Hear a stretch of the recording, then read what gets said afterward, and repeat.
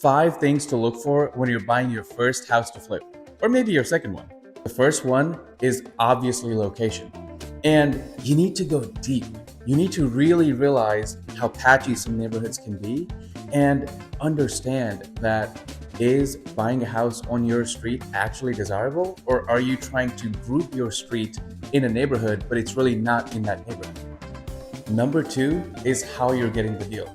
See, anytime you find a deal, what you want to do is poke holes in it. Poke as many holes in it as you possibly can. Your green needs to be higher than your red.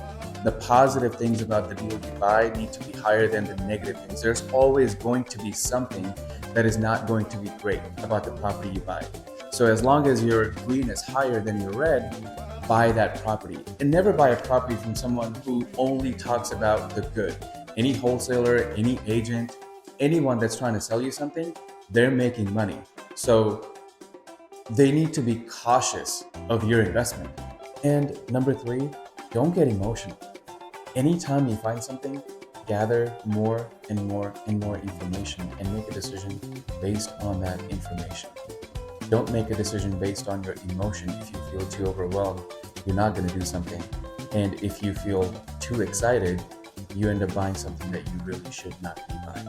Number four is going to be immediate vicinity. Think about what type of house you're buying. Think about what neighborhood you're in. Think about your client, the person who's going to buy that property. What would they want to do with their time?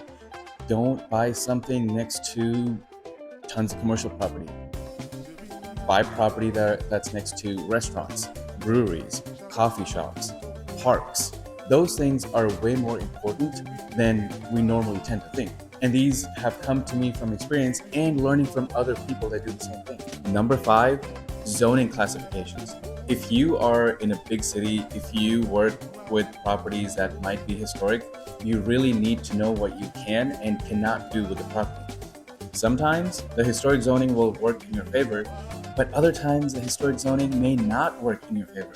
And a lot of times things that are zoned historic can be torn down because they're non-conforming. So learning more and more information about that will help you figure out what you can sell your property for.